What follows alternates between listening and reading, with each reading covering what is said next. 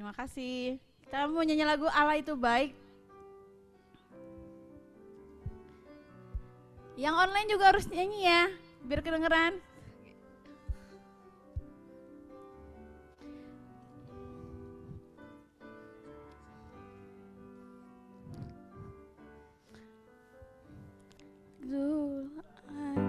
Sungguh baik bagiku ditunjukkannya kasih setianya. Dia menyediakan yang ku perlukan, menyatakan kebaikan, menyatakan kebaikan, menyatakan kebaikannya bagiku. Kasih setianya tak pernah berubah, dulu, sekarang, dan selamanya. Ajaiblah kuasa di dalam namanya. Yesusku luar biasa.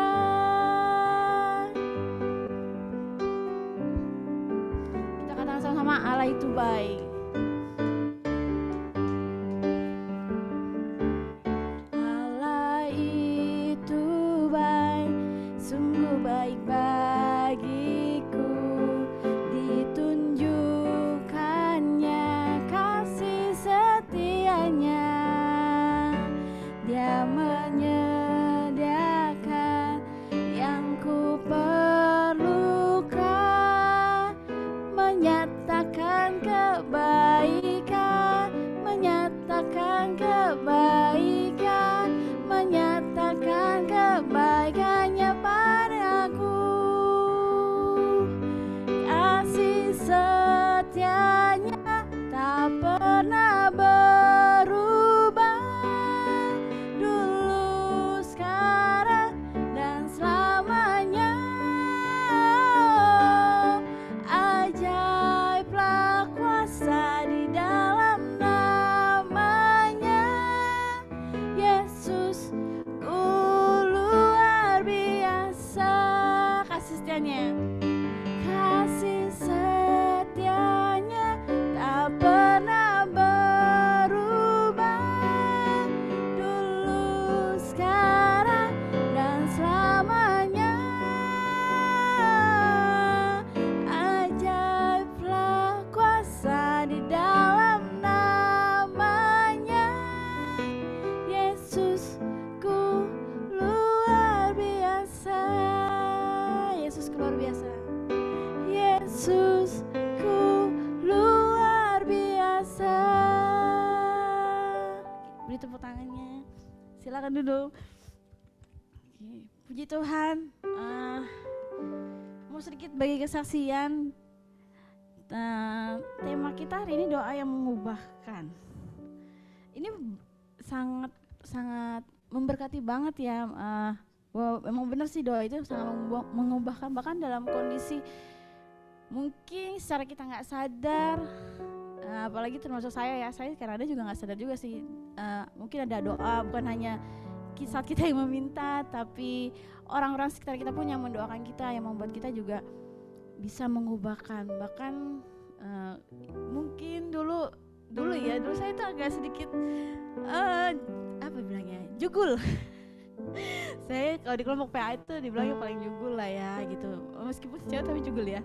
Maksudnya kalau dibilangin kayak apa bilangnya ya, tidak mau mendengarkan gitu. Kadang-kadang dengan egonya saya membenarkan ya sesuai dengan apa yang saya pikirkan gitu. Jadi kadang saya berpikir bukan hanya doa orang-orang, bukan hanya doa saya untuk saya bisa berubah, tapi ada orang-orang sekitar saya yang jadi support system saya yang mengubahkan itu dan membuat sampai sekarang pun saya jadi kayak berasa bersyukur banget ya gitu. Bahwa doa itu enggak yang buat yang cuma sekedar ya udah ini doang ya berubah, tapi sebenarnya mengubahkan bukan hanya secara keseluruhan lah. Sebenarnya nggak bisa berkata-kata apa, pokoknya doa itu mengubahkan hidup saya tuh jadi secara keseluruhan. Terima kasih buat tim support system saya gitu, yang kelompok PA saya bersyukur memiliki mereka, bahkan orang-orang sekitar saya juga, bahkan keluarga yang mendukung saya hingga sampai saat ini saya ada di sini, saya berdiri sini, itu semua karena perkenanan Tuhan dan doa-doa kalian buat hidup saya. Kita mau sembah Tuhan.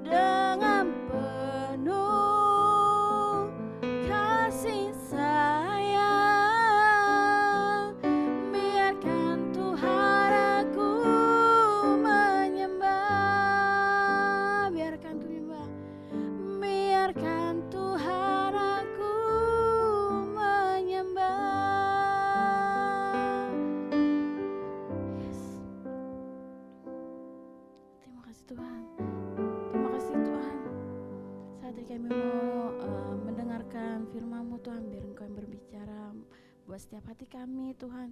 Kami percaya setiap hati kami dipenuhi seperti tanah yang subur yang siap ditanami dengan tanaman yang baru Tuhan. Berdoa untuk Mbak Mesia, Tuhan berkati dia yang akan menyampaikan firman, Tuhan memberkati lidah bibirnya Tuhan, roh hikmat pada Allah itu mengarah atas Mbak Mesia. Terima kasih Bapak, kami siap mendengar firman-Mu, terpuji dalam nama Engkau Yesus, haleluya, amin.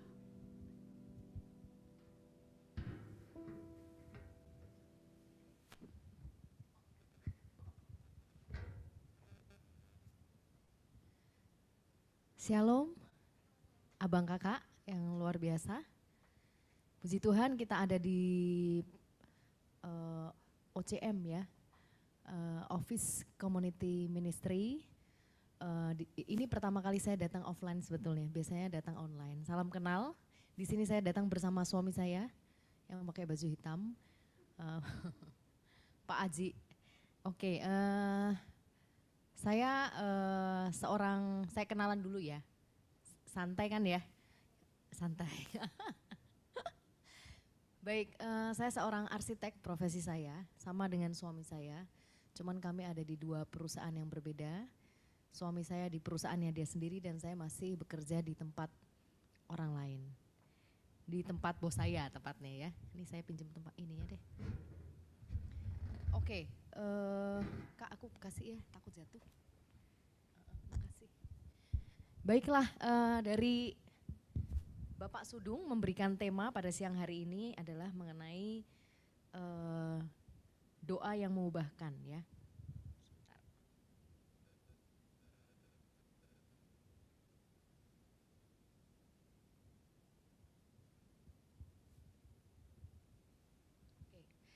Kalau boleh tahu yang ada di sini kakak-kakak kerjanya ada di bangunan ini juga ya? Oh di Shopee Tower? Oh di mana? Iya di Shopee Tower kan ya di sini. Oh luar biasa. Oke. Puji Tuhan. Baik, saya ingin sharing tentang kuasa doa yang mengubahkan ya. Saya suka share tentang hal ini karena saya merasa bahwa saya itu suka menceritakan segala sesuatu tentang doa gitu ya. Nah saya coba ingin kita baca nextnya ya Bang Junto dari Markus 5 ayat 27. Saya bacakan di sini ya. Ini ceritanya mengenai seorang perempuan Samaria, seorang perempuan yang sakit pendarahan 12 tahun. Sudah sering dengar ya ceritanya ya. Luar biasa ya, kebayang memang kalau misalnya ada orang yang sakit 12 tahun, di dalam Markus 5 ini dikatakan bahwa dia itu sudah tidak memiliki apa-apa untuk dipertahankan. Jadi kebayangnya adalah orang yang memang sudah berobat, kalau yang sekarang sakit tuh udah habis-habisan dijual, gak punya apa-apa. Jadi dia gak punya pilihan. Gak punya pilihan selain pada saat dia mendengar, nah di sini saya bacakan ya. Dia sudah mendengar berita-berita tentang Yesus. Maka di tengah-tengah orang banyak itu yang mendekati Yesus dari belakang dan menjamah. Bayang gini ya, kalau misalnya ada orang yang sakit, kemudian tiba-tiba udah gak punya pengharapan, terus tiba-tiba ada dokter nih yang terkenal, misalnya kita ada di rumah sakit, RSUD mana lah gitu. Dokternya datang, kita pasti ngantri kan, kita pasti kayak seperti seakan-akan aku pengen ketemu, walaupun belum tentu dapat jadwal antrian gitu. Tapi karena butuh, rasanya tuh kayak gimana caranya beberapa jam sebelumnya juga ngantri gitu. Nah saya ngelihat perempuan yang sakit pendarahan ini benar-benar gak punya pilihan. Dia benar-benar merasa bahwa oh iya ada dokter yang luar biasa, dari segala dokter ya maksudnya Yesus ini. Terus saya mau datang ke dia, saya mau deketin dia aja lah. Saya udah dengar berita, saya gak punya pilihan lagi selain saya deketin. Dan saya cuman mau menjamah jubahnya dari belakang, bukan dari depan. Kalau dari depan kan orang datang ya, kalau misalnya kita datang ke rumah, selamat datang gitu kan rasanya kayak diterima ya. Orang di welcome ya, tapi ini dari belakang berarti apa sebetulnya? Dia tuh takut, ngerasa kayak aku bisa sembuh gak ya? Tapi dia gak punya pilihan gitu. Nah saya mau sampaikan di sini, saya mau bacakan ini bahwa saya melihat ada seseorang yang sedang sakit. Ada seseorang yang tidak punya pilihan, ada seseorang yang merasa memiliki hal-hal yang kayaknya Gak mungkin aku lakukan. Tapi dia memilih untuk datang kepada Yesus. Nah, nextnya Bang, di sini saya sampaikan humility is a choice. Jadi dia rendah hati dan menjadi pilihan dia untuk dia datang gitu ya. Orang yang memang punya kebutuhan, orang yang pengen hidupnya diubahkan, itu orang yang seharusnya orang yang rendah hati. Rendah diri, rendah hati mirip, tetapi ini mungkin lebih ke rendah hati, rendah diri juga bisa, hampir mirip, tetapi orang yang gak punya pilihan aja sudah gitu. Gak ada pilihan lagi, gak ada yang bisa aku pertahankan, mau minta tolong kakek, nenek, orang tua udah gak punya apa-apa lagi. Udah gak ada dokter yang bisa menyembuhkan gitu ya. Nah setelahnya,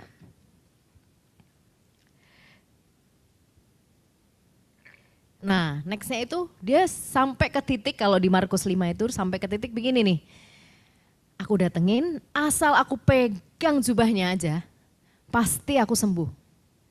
Nah, kebayang ya kalau udah gak ada pilihan, aku dari belakang sebetulnya kan sembunyi-sembunyi mencuri. Aku pegang aja deh gitu misalnya. Saya pernah ketemu dulu zamannya Pak Ahok ya. Ya kalau sama zamannya Pak Ahok sama istrinya yang dulu, ya kita ketemu muka dengan muka, orang terkenal. Tapi memang kalau mau salaman tuh ngantri, rebutan gitu loh. Tapi ini kita dari belakang. Nah kalau dari depan. Nah kalau dari belakang berarti aduh gimana, curi-curi dan lain-lain sebagainya. Tapi dia punya satu hal yang sangat berharga. Asal ku jamah saja jubahnya, aku akan sembuh. Markus 5 ayat 28 katakan. Di situ next Bang, dia memiliki apa? Faith over fear. Ya. Ada satu iman yang mengalahkan ketakutan dia. Kami punya 3 anak. Kalau anak yang kecil saya mau ngomong sama papanya tuh segan, bukan takut ya. Selalu lewatnya saya. Bunda minta tolong boleh nggak bilangin bapak aku pengen ke mall. Kenapa nggak ngomong sendiri?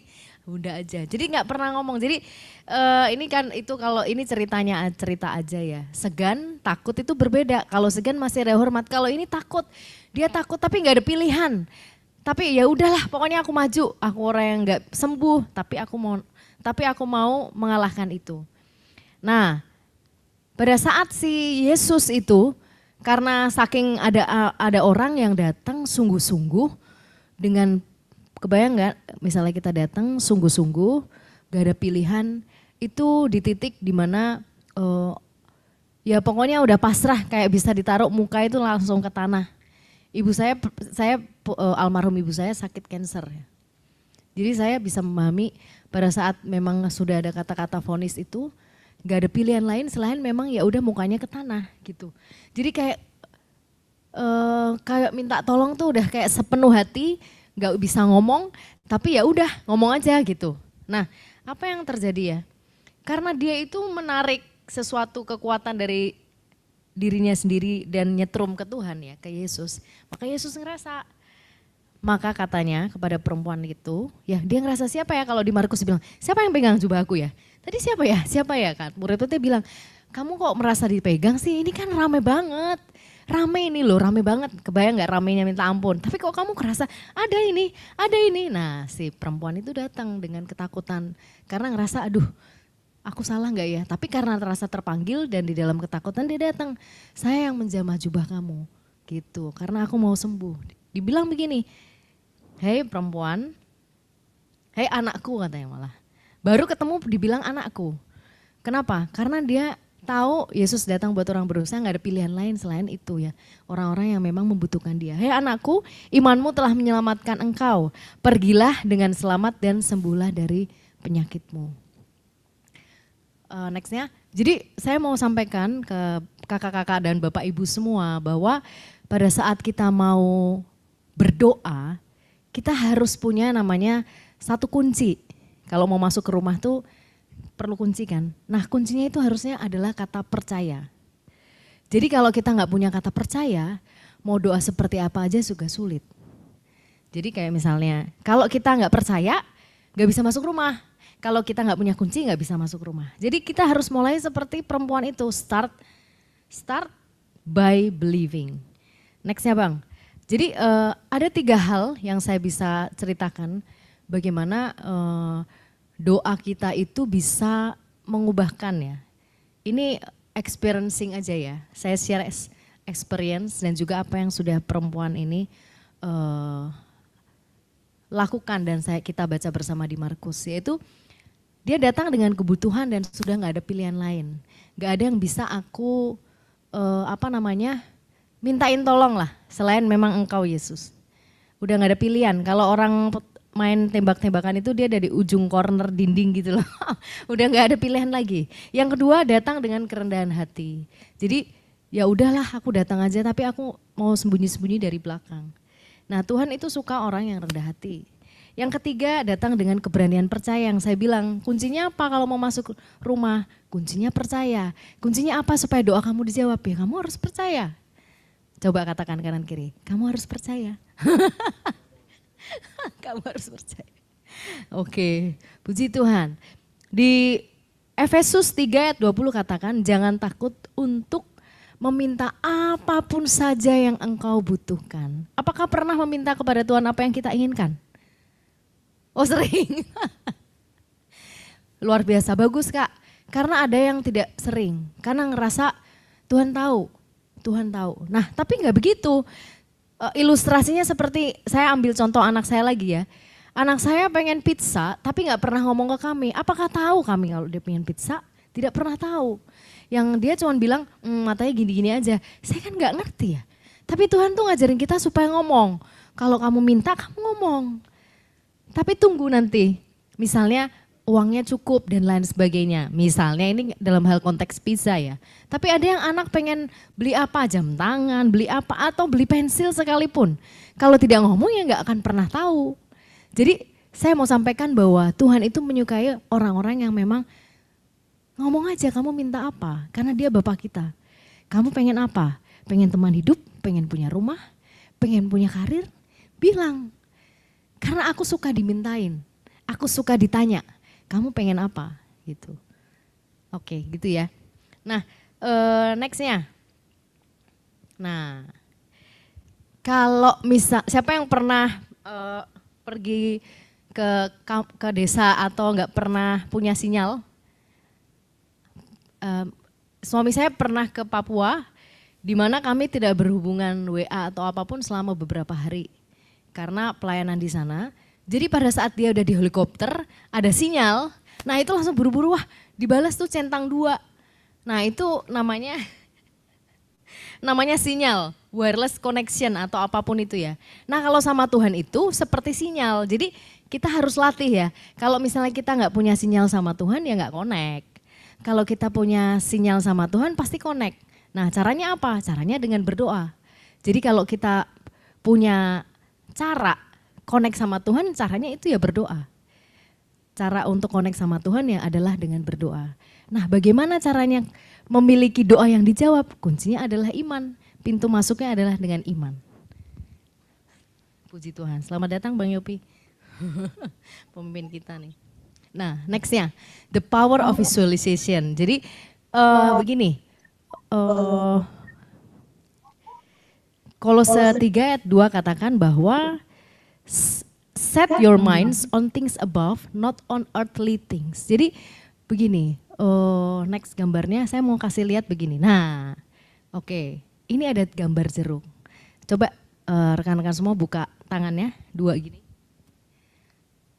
Oke, seakan-akan saya kasih jeruk satu-satu, warnanya seperti itu tuh. Udah ya, saya kasih di tangan kiri, udah diterima semuanya. Ini latih ya, visualisasi, imajinasi. Kemudian saya kasih pisau di sebelah kanan. Udah, kemudian diiris. Coba dikecap rasanya gimana? Mana masih asam? Abang rasanya gimana bang? Manis apa asam? Manis. Nah tapi jeruknya diterima nggak? Nggak, sekarang jeruknya ada nggak? Nggak ada. Ya itu saya bilang doa itu seperti membayangkan. Jadi Tuhan bilang di Kolose kalau berdoa itu jangan pikirkan apa yang kelihatan. Emang kelihatan jeruknya? Enggak ada. Tapi kita ngelihat jeruk, oh bayangin jeruk ya. Oke jeruk, oh ya saya mau bayangin ya. Saya mau bayangin bahwa setelah ini saya akan memiliki karir yang luar biasa. Bayangin terus, imajinasikan itu terjadi. Bahwa saya akan punya karir, saya akan punya rumah. Rumah yang kayak apa? Tuhan kan tadi bilang, minta sama aku rumahnya yang seperti apa. minta rumahnya di daerah mana, seperti apa. Nah jadi Tuhan itu suka sekali berbicara dan Tuhan itu suka sekali menggunakan indera kita untuk dilatih, pengen seperti apa gitu ya. Nah saya pengen cerita aja ya, di dalam pekerjaan saya sebagai seorang arsitek, saya pengen cerita aja supaya mengerti apa sih sebetulnya yang sedang saya ceritakan ya. Karena saya pengen share juga seperti apa sih sebetulnya hari-hari di dalam pekerjaan saya, di dalam rumah tangga, bahkan di dalam pelayanan. Di dalam pekerjaan seperti ini misalnya ya, prayer is part of my business strategy. Jadi kalau saya merasa mungkin orang lain, saya orangnya dari kampung, dari Semarang, dari Kudus tepatnya. Bukan siapa-siapa, tetapi ibu saya memberikan saya warisan itu, ayat di Mazmur bahwa barang siapa meminta kepada Tuhan tidak akan dipermalukan. Itu saya pegang terus gitu, itu satu warisan ya. Jadi saya berpikir bahwa bahwa firman dan doa itu sesuatu senjata yang orang lain mungkin nggak lihat, tapi saya punya karena saya anak Tuhan. Nah, oke itu ya. Nah jadi sebagai seorang arsitek, saya memimpin tim kami ini ya. Dalam 1 tahun kira-kira ada sekitar 50-60 proyek dengan orang sekitar 50 orang. Nah, saya pengen cerita aja. Tuhan tuh kan sangat bikin suka sekali ngajak kita main ini. Kayak di Ancol itu loh, naik roller coaster. Jadi kadang di atas, kadang di bawah. Itu menurut saya salah satu cara Tuhan untuk ngajarin kita semakin dekat sama Tuhan. Semakin tadi dibilang, pikirkan apa yang di atas bukan apa yang di bumi. Jadi pada saat masa COVID ya, kita semua mengalami ya, pasti banyak lah ceritanya. COVID, bisnisnya begini, bisnisnya bagaimana. Banyak sekali. Bisnis yang terpuruk bukan berarti tidak diberkati. Bisnis yang naik juga berarti diberkati ataupun tidak diberkati. Semuanya diberkati. Di dalam kondisi sulit asal di dalam Tuhan, kondisi pas lagi di atas di dalam Tuhan, saya percaya Tuhan berbicara. Jadi justru saya mau cerita begini, pada saat di tahun 2020 itu ya, di mana perusahaan-perusahaan lain itu sedang mencoba mengurangi karyawannya, mencoba untuk mem-PHK karyawannya, di perusahaan kami itu justru sebaliknya. Memang ada masa-masa proyek kan mulai berhenti ya, proyek udah mulai berkurang. Kemudian pembayaran mungkin mulai berkurang. Tetapi apa yang terjadi? Tuhan ternyata mempersiapkan kami memiliki proyek-proyek rumah. Di mana proyek rumah itu tidak terpengaruh sama proyek-proyek pemerintah ataupun proyek besar. Kalau orang punya orang mau bikin rumah kan berarti dia udah punya tabungan. Jadi dia udah siapin mau apapun yang terjadi ya saya mau nabung bikin rumah. Nah pada saat tahun 2020 di saat masa sulit kami pernah mengalami menunda pembayaran THR sebetulnya. Tetapi kita berdoa waktu itu putuskan ya bersama-sama, manajemennya nggak selalu orang Kristen semua. Tetapi kita bilang menahan hak orang itu tidak boleh. Tapi kami minta waktu untuk bisa membayarkan semuanya. Nah dengan apa singkat kata kami bisa membayarkan THR dengan delay 1 bulan. Jadi misalnya kita harusnya bayar THR bulan Mei, kami ternyata harus bayar di bulan Juni. Tetapi apa yang terjadi Bapak Ibu, pada saat kami setelah mendelay 1 bulan, kita kan bingung bagaimana harus membayarkan gaji-gaji selanjutnya ya. Nah proyek-proyek rumah ini, tiba-tiba rumah orang-orang ini dengan cepat sekali membuat gini, saya pengen cepat segera deh mumpung COVID, saya pengen diberesin semua rumah-rumah tinggal ini. Jadi kami itu mengerjakan proyek lebih banyak daripada orang-orang lain. Di tahun itu kami juga bisa membayarkan apa yang tidak dibayarkan orang lain. Yang pertama kami tidak mengurangi gaji. Yang kedua kami justru memberikan bonus kepada orang-orang. Nah di situ yang pengen saya cerita sebetulnya begini, bukan hasilnya. Saya percaya begini ya, mengikut Tuhan itu bukan hanya selalu masalah result. Tapi Tuhan itu sangat concern terhadap proses. Proses itu bagaimana ngebentuk seorang saya, menjadi yang Mesa A, menjadi Mesa apa yang Tuhan mau gitu loh. Kalau memang belum seperti apa yang Tuhan mau, pasti akan diuji di situ.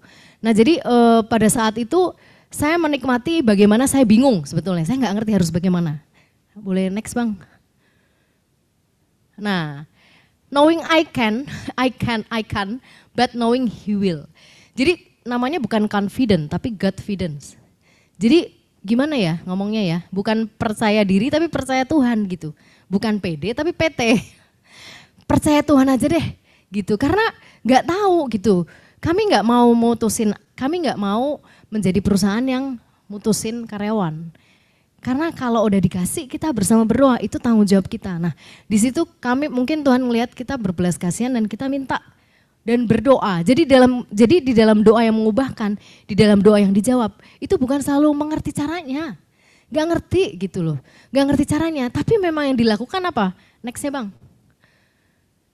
Nah ini nih, ini gambar ilustrasinya ya. Misalnya pusing ya, aduh gimana ya. Terus dari gitu kan ada prosesnya ruwet lah, naik turun, maju mundur ke sana, nggak bisa ke sini, nggak bisa, itu pasti terjadi. Bukan berarti terus mulus gitu loh. Ke sana iya, ke sini nggak bisa, tapi tetap aja harus berusaha. Sampai di titik bahwa nothing is impossible with God gitu.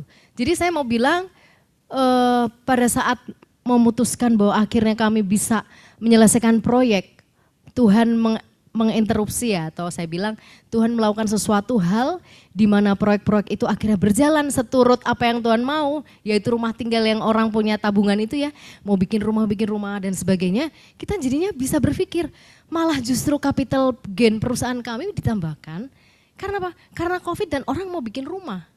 Itu kan gak masuk akal ya, saya bilang. Itu benar-benar tidak masuk akal. Jadi saya mau bilang bahwa bukan tiba-tiba, bukan ininya ya, bukan cerita bahwa wah di COVID ini saya malah bikin bonus, dapat bonus, bukan. Tetapi justru mau cerita prosesnya. Dari yang nggak bisa, terus akhirnya kita bisa, apa yang dilakukan? Tetap ngelakuin kayak orang biasa aja. Kerja, cari, networking, approach sana, approach sini, sembari berdoa. Jadi tadi dibilang pakai kuncinya, kunci rumahnya adalah kunci iman. Percaya. Kalau kita ngomong, dia pasti akan terbuka hatinya. Udah gitu aja caranya gitu. Nextnya. Nah, when you pray, God listen. When you listen, God talks. When you believe, God works. Kadang-kadang kita ngerasa bahwa kita terlampau bisa untuk mengatur Tuhan atau berpikir, nextnya gini ya, nextnya gini ya, nextnya begini ya, A, B, C, D, SOP-nya. Tetapi kadang-kadang bukan begitu caranya. Itu terjadi di saya tahun 2020, 2021, 2023 kemarin. 2023 itu karena saya ada di manajemen, di bulan November saya masih kurang beberapa miliar untuk target. Kebayang nggak? Beberapa miliar, suami saya paling tahu tuh curhatan saya setiap hari. Tapi tahu nggak gimana caranya? Nggak tahu juga. Tapi Tuhan tuh kasih langkah itu step by step. Kayak misalnya begini, oh saya mau ke Zara. Oh kamu lewat pintu sana dulu, belok kanan, belok kiri, nanti ketemu Zara. Bukan langsung Zara itu terbang gitu. Ada jalan-jalan kecil yang harus dilalui gitu. Jalannya ke sini, belok ke kanan dulu. Bisa mampir ke toilet juga, bisa ke sana. Jadi akhir kata, apa yang dialami di tahun 2023 kemarin berbeda yang saya alami di tahun 2020. Padahal di tahun 2023 itu saya merasa bahwa semuanya everything okay dari sisi project, dari apapun. Tapi dari sisi financingnya ternyata di report, kamu masih kurang beberapa miliar nih. Waduh saya ngerasa kok bisa begini Tuhan ya.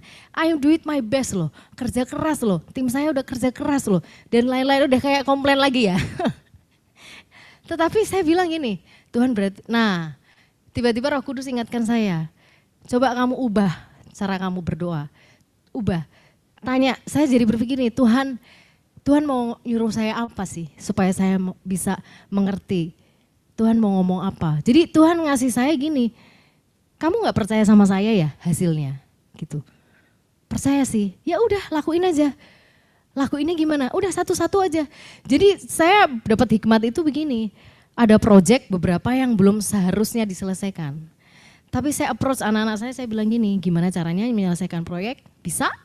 Bisa. Oke, ini bisa, proyek ini bisa. Jadi anak-anak kerja keras semua, kita ngefinishin proyek yang belum seharusnya.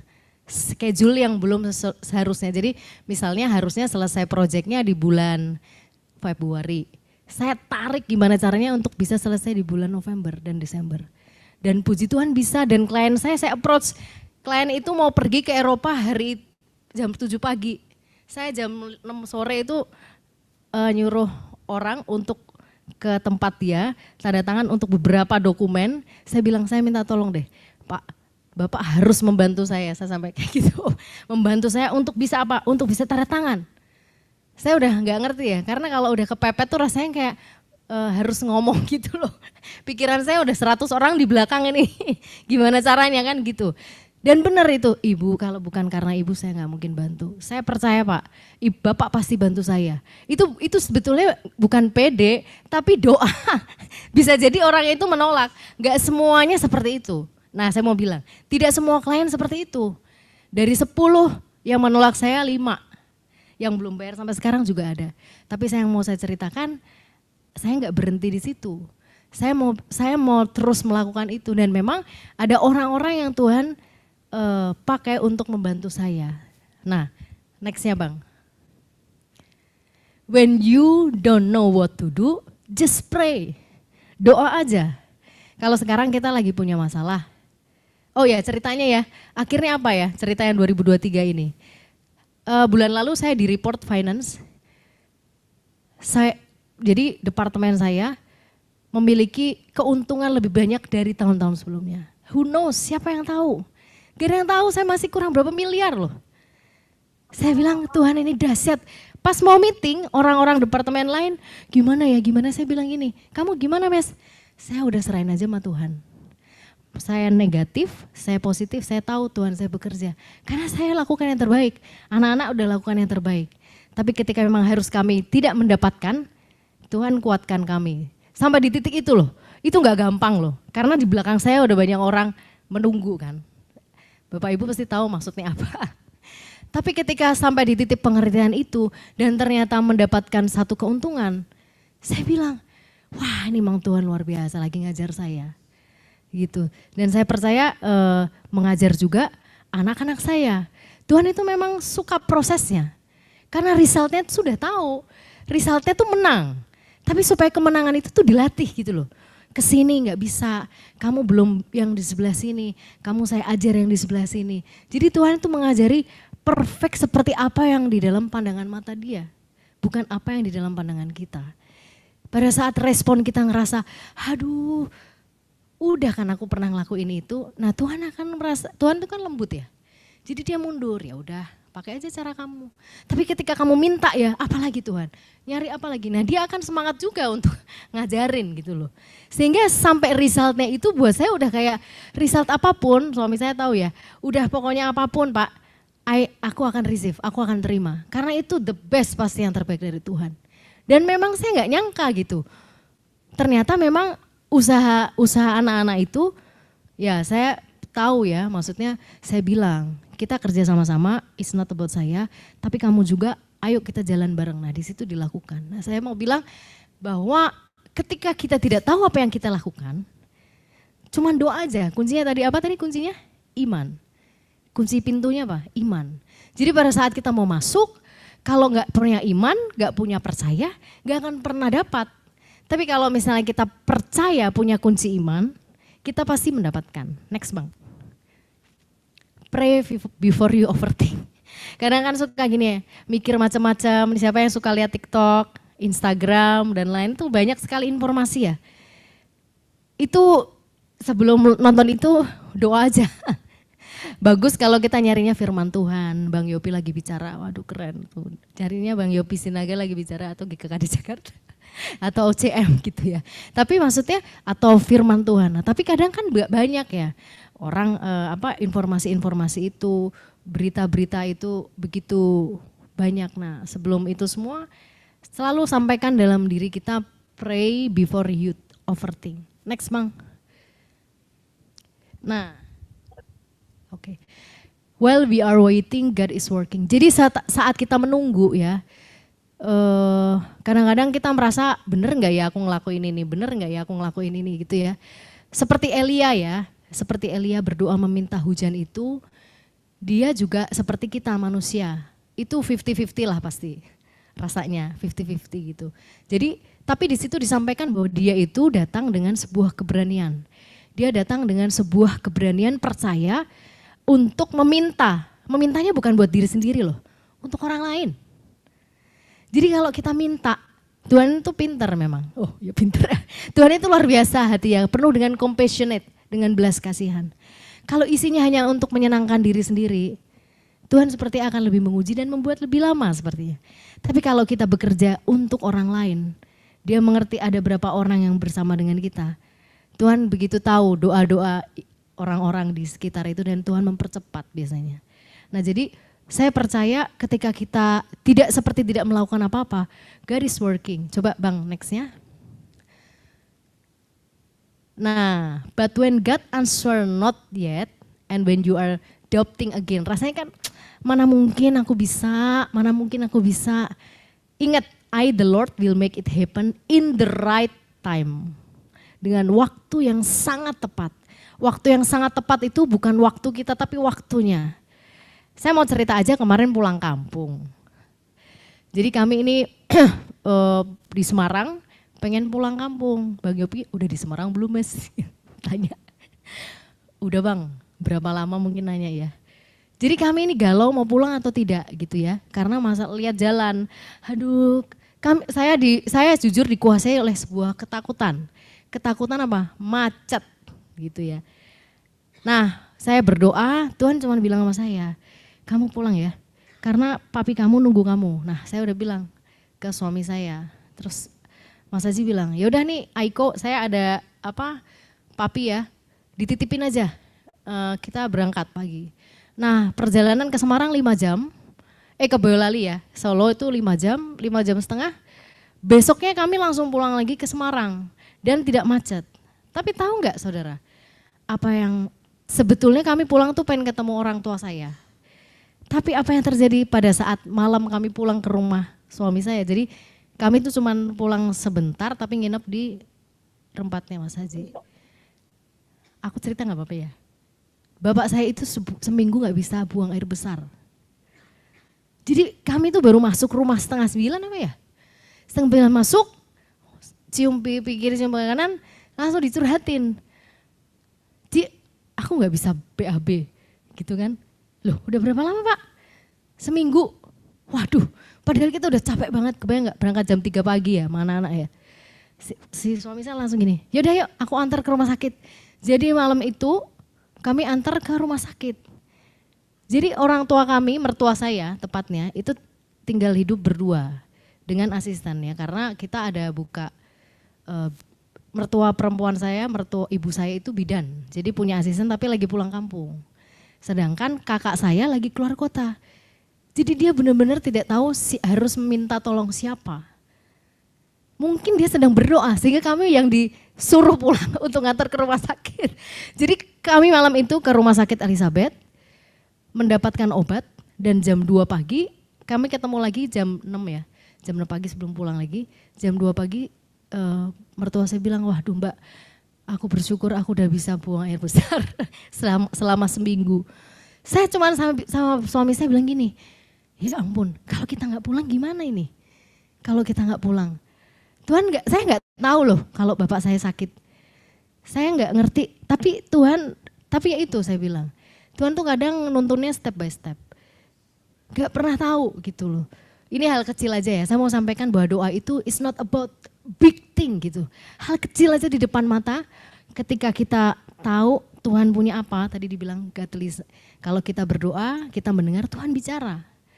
Tapi kalau kita selalu sibuk, Tuhan gak pernah bicara. Bukan Tuhan gak bicara, kita kayak udah kepenuhan pikiran sendiri tadi, terlalu overthinking gitu. Jadi dibilang gini, Tuhan maksud kami harus pulang apa ya? Pertama kamu harus ketemu bapak kamu, papi saya. Yang kedua, kamu harus membawa mertua kamu ke rumah sakit. Jadi dia sampai jam 11 atau setengah 12 baru pulang. Sedangkan jam 8 pagi kami balik lagi. Jadi saya mau bilang begini rekan-rekan semua, doa yang mengubahkan itu jangan berpikiran doa yang mengubahkan air menjadi anggur, batu bergerak. Bukan. Mengubahkan orang lain, menjadi jawaban orang itu yang mengubahkan. Even tidak terlihat mengubahkan diri sendiri itu sesuatu yang mengubahkan gitu. Seorang saya yang berbeda dengan Mesa yang sebelumnya, Mesa yang akan datang, itu sesuatu yang mengubahkan. Dan itu yang sebetulnya Tuhan mau dalam hidup kita. Oke, nextnya. Bang.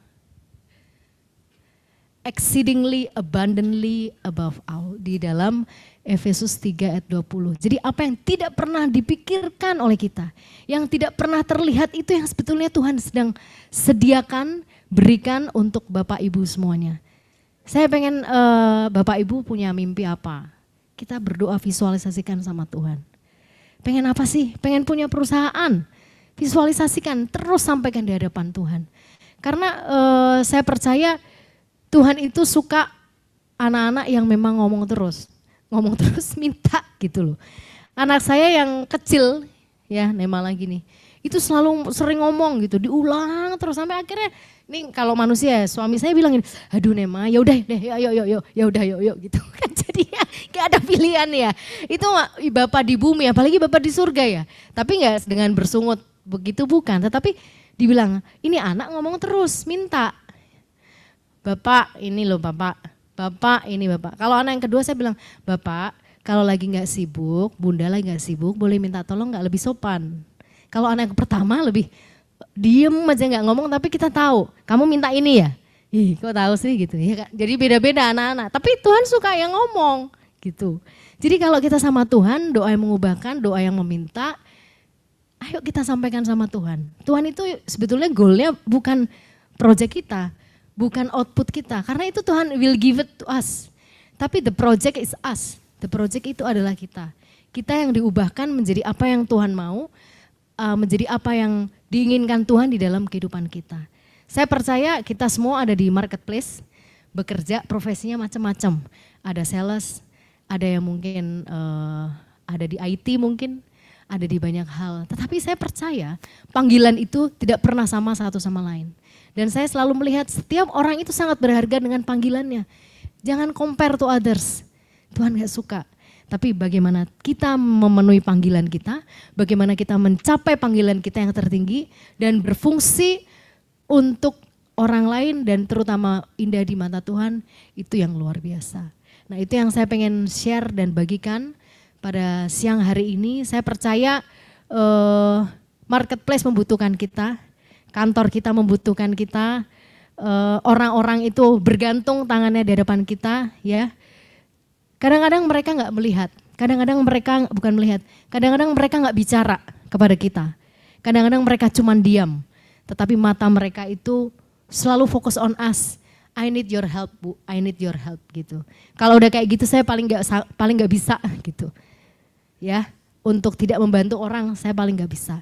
Jadi ketika orang dia di depan saya, ke meja saya, need a help, berarti Tuhan lagi suruh saya untuk mengulurkan tangan. Jadi saya mau sampaikan pada siang hari ini, mari bersama-sama kita datang sama Tuhan.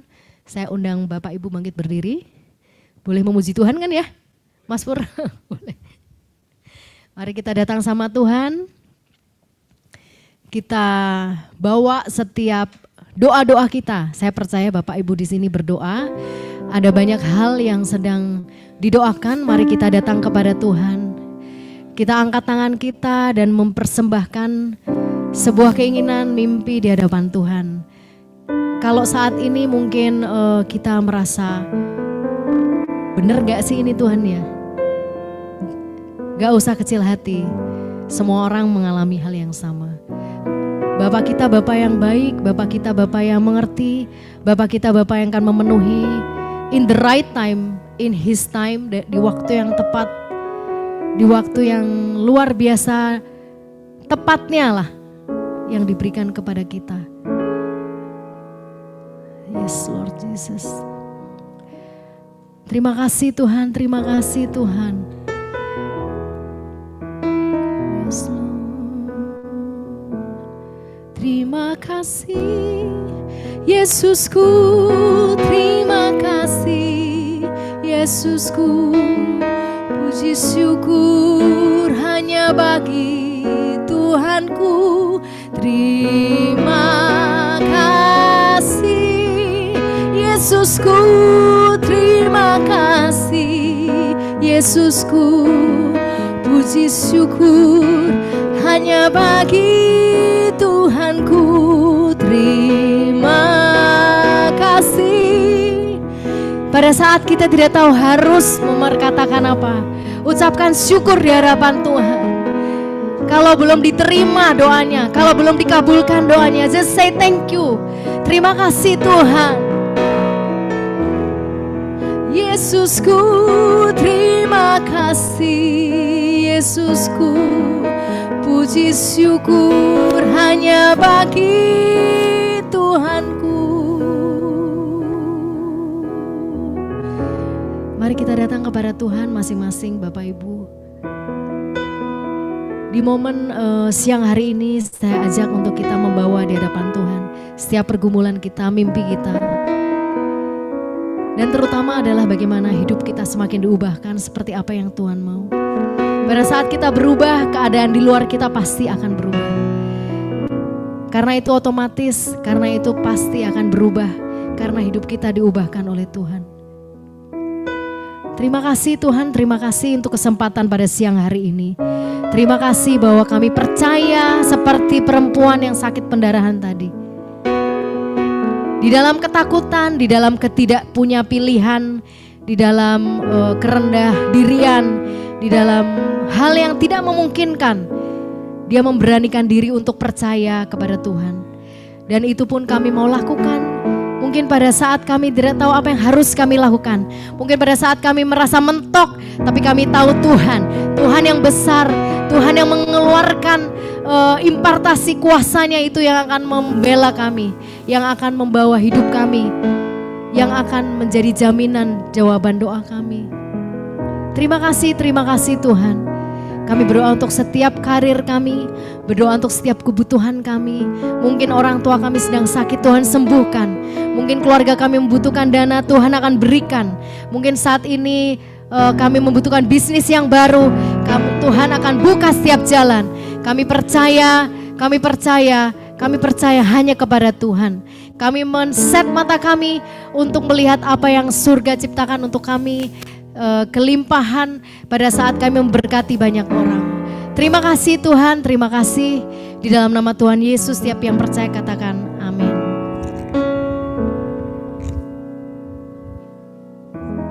Baik, terima kasih Bunda Mesa. Kita berikan tepukan dulu Bapak Ibu Saudara sekalian. Terima kasih buat firman Tuhan yang luar biasa hari ini, amin. Doa yang mengubahkan, yang pertama Tuhan berkenan sekalipun desperate dalam berdoa, betul? Ya, Tuhan berkenan. Kalau kita benar-benar lagi stres banget, oh Tuhan tolonglah gitu ya. Tuhan berkenan. Nah, tapi kuncinya tadi apa? Kuncinya iman. Makanya tadi perempuan Samaria ya bilang apa? Dia bilang, asal ku jamah saja jubahnya, aku pasti sembuh. Ya. Ayo Bapak Ibu Saudara yang terkasih, kita berdoa untuk setiap beban doa kita. Amin. Puji Tuhan, kita akan tetap seperti ini. Setiap minggu pertama, minggu ketiga akan ada kegiatan OCM. Boleh undang beberapa teman yang ada di luar, di tower manapun Bapak Ibu. Karena saya dengar di tower ini Shopee udah mulai berpindahan ya katanya. Berpindahan ke tower lain karena ada beberapa hal. Tapi gak apa-apa, silakan. Dan juga kita masih buka juga line Zoom-nya. Ya. Hari ini ada yang dari Australia juga ikut ya. Yang lagi sekolah ya, ikut juga menyaksikan. Kalau ada teman-teman boleh disebar juga. Oke, kita mau mengumpulkan persembahan, silakan boleh ditampilkan kalau ada, Bapak Ibu boleh memberikan persembahan untuk mendukung pekerjaan pelayanan OCM ini. Ya, kami juga rindu kalau ada Bapak Ibu Saudara sekalian yang butuh didukung dalam doa, karena kita ada grupnya ya, ada Pak Sudung, ya kita siap juga berdoa. Kalau mungkin sedang punya masalah di kantor, di perusahaan, atau sedang punya masalah di pekerjaan, silakan. Ya, kita ada orang-orang yang berdoa juga rutin mendukung Bapak Ibu Saudara. Ya, atau kalau ada kantornya mau didoakan juga boleh gitu ya, kita siap juga melayani. Oke, saya kasih waktu, kita akan berkumpul kembali nanti di bulan Mei, minggu pertama ya, Jumat pertama. Oke, puji Tuhan, kalau sudah kita mau berdoa, kita mau datang pada Tuhan, kita berdoa Bapak Ibu Saudara. Terima kasih Tuhan, Engkau baik, Engkau luar biasa, Engkau dahsyat. Engkau Tuhan yang mengerti setiap permasalahan hidup kami. Bahkan Engkau menghargai setiap kehancuran hati kami Tuhan. Waktu kami desperate, kami gak punya pengharapan, kami gagal, kami jatuh, Tuhan menghargai itu waktu kami mau datang pada Engkau. Terima kasih Tuhan, ada pembelajaran yang luar biasa dari seorang perempuan yang sakit pendarahan Tuhan. Dia sudah gak punya harapan lagi, dia lakukan semua dengan caranya dan tidak berhasil. Tapi waktu dia menyerah, gak punya apa-apa lagi, dia datang pada Tuhan karena dia dengar Yesus. Dia tahu Yesus adalah jawaban. Dan waktu dia percaya pegang jubahnya, dia sembuh. Terima kasih Bapa. Kami bawa setiap pokok doa kami hari ini. Mungkin ada di antara kami yang sakit. Saat ini kami katakan kami mau memegang Engkau Tuhan. Kami percaya setiap sakit kami sembuh di dalam nama Yesus. Mungkin ada masalah di keluarga kami. Mungkin ada masalah dalam kehidupan kami Tuhan. Kami mau katakan waktu kami pegang Engkau Tuhan, masalah tersebut akan selesai. Terima kasih Tuhan, Engkau luar biasa. Bahkan doa yang mengubahkan adalah doa yang menjadi jawaban buat banyak orang. Terima kasih, berkati hamba-Mu Tuhan, Bu Mesa, Tuhan sudah menyampaikan. Berkati hidupnya, pekerjaannya, keluarganya, suaminya, semua yang dikerjakannya berhasil. Penjagaan pemeliharaan Tuhan sempurna. Berkati setiap kami juga yang hadir di tempat ini, juga yang ada di Zoom Tuhan. Berkati setiap pekerjaan kami Tuhan. Kami katakan biarlah setiap pekerjaan kami persembahkan di hadapan Tuhan. Menjadi berkat buat banyak orang Tuhan. Diberkati setiap pekerjaan kami boleh berhasil. Berkati pasangan hidup kami, berkati anak-anak kami. Berkati setiap kami Tuhan. Terima kasih Bapak, kami juga berdoa buat OCM. Diberkati pelayanannya terus menjadi berkat buat banyak orang Tuhan. Diberkati setiap pengurusnya Tuhan, Kau tidak pernah berutang. Dan kalau sebentar kami mau kembali ke aktivitas kami juga mau menerima berkat Tuhan. Mari Bapak Ibu angkat tanganmu, arahkan hatimu kepada Tuhan dan terimalah berkat Tuhan. Umat Tuhan, kepunyaan Tuhan, kembalilah ke pekerjaanmu dan terimalah berkat Tuhan. Tuhan menghadapkan wajahnya kepadamu dan memberikan kau kasih karunia. Tuhan menyinari wajahnya kepadamu dan memberikan kau damai sejahtera. Biarlah berkat daripada Allah Bapa, kasih sayang daripada Tuhan Yesus Kristus, serta pertolongan penghiburan daripada Roh Kudus berlimpah-limpah di dalam setiap kehidupanmu. Diberkatilah engkau di tengah-tengah pekerjaan usahamu, diberkatilah engkau di tengah-tengah keluargamu, diberkatilah hubungan suami istrimu, hubungan orang tua dan anak, hubungan rekan sekerja, diberkatilah engkau dimanapun kau berada, dihalau dari hidupmu segala mara bahaya dan kecelakaan, dijauhkan dari hidupmu segala sakit penyakit, dan kehidupanmu adalah kehidupan yang diberkati, dan melalui hidupmu nama Tuhan dipermuliakan. Di dalam nama Tuhan Yesus kami terima setiap berkat Tuhan. Haleluya, sama-sama kita katakan amin, amin. Puji Tuhan. Ya, silakan bersalam-salaman. OCF kita sudah selesai. Bapak Ibu, Tuhan Yesus memberkati. Tuhan Yesus memberkati. God bless you.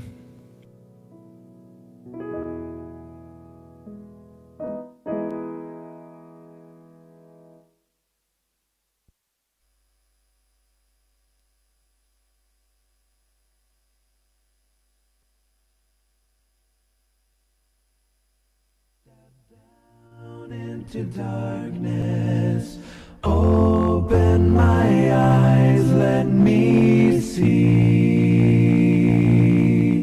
beauty that made this heart adore you, hope of a life spent with you. So here I am to worship, here I am to bow down. Here I am to say that you're my God. You're altogether lovely, altogether worthy, altogether wonderful to me.